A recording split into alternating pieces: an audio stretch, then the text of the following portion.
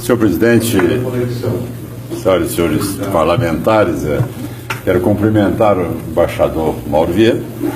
Sei que, pelo princípio da impessoalidade, ele vai ter que responder vários assuntos que não foram na gestão dele, que está iniciando agora. Mas, lógico, é uma política de governo.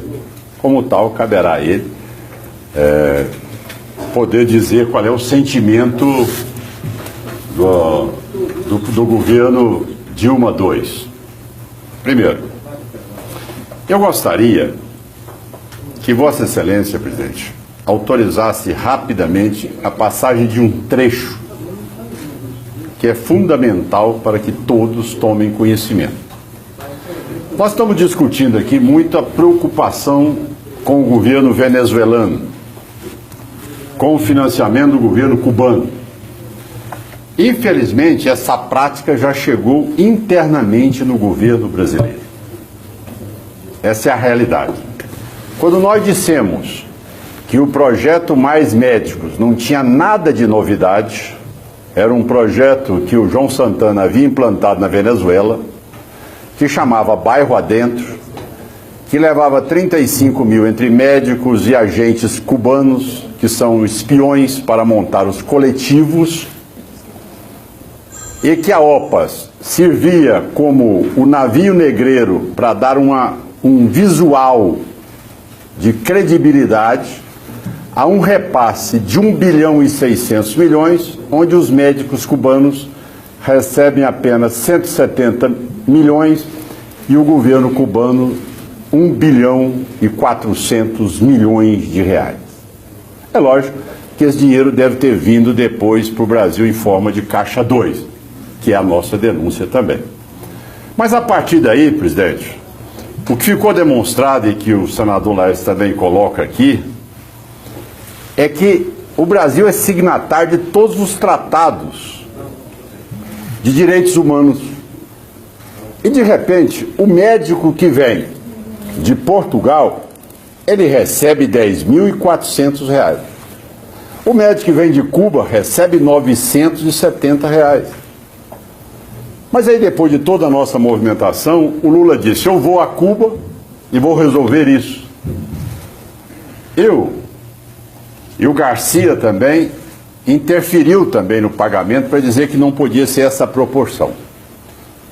Veja bem a que ponto nós chegamos. O Brasil... Quem é Garcia, no caso? O Marco Aurélio Garcia. E tem um intervalo ali também. Bom, é dizer a Vossa Excelência, presidente, que o médico cubano, ele é usado como mercadoria, compra de mercadoria. O cidadão não pode deslocar no país. Se tem os seus familiares no Brasil, está sendo ameaçado agora, como acaba de denunciar o nobre colega, que se os familiares não voltarem para Cuba, serão caçados, desligados do programa e cancelado o diploma. E o Brasil é signatário de acordos internacionais de direitos humanos. Ora, como é possível o cidadão não poder se deslocar pelo país? Mas o mais grave é, além de discutir o assunto de como ia fraudar o projeto, mas quem discutiu o assunto, senhor ministro? Quem discutiu o assunto foi o representante da OPAS, com 3 assessores executivos do ministro da Saúde, Padilha. Como nós vamos fraudar o contrato? Acertaram a maneira de fraudar. Está gravado, não é a voz da oposição. Vamos fraudar, então, vamos incluir o Unasul e vamos incluir Mercosul, para não dizer que é um contrato unilateral com Cuba, para financiar Cuba.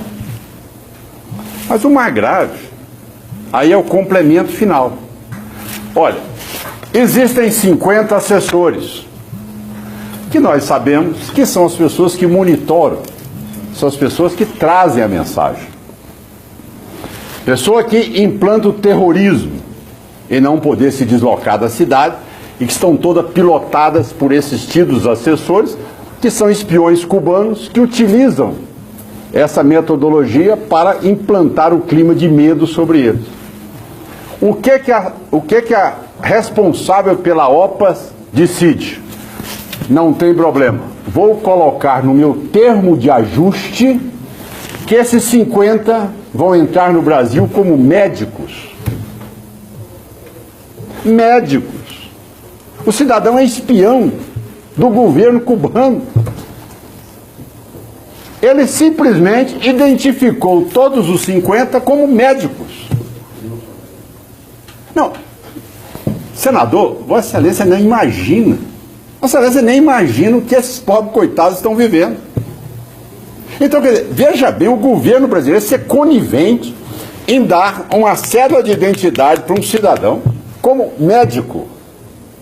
E o Brasil está pagando a esses espiões R$ 5.600. Aos médicos cubanos recebem pouco mais. Depois que o Lula foi lá falar com os colegas Castro da ditadura cubana, aumentou para 2.400.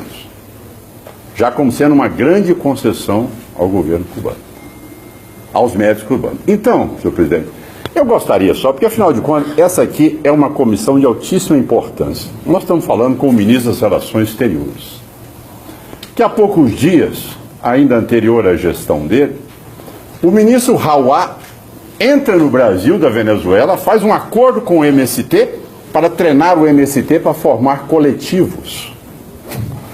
Presidente, me preocupa enormemente, neste momento, quando eu vejo o general de exército do Lula, o Stedley, num discurso lá em Caracas, convocar a América Latina para invadir o Brasil.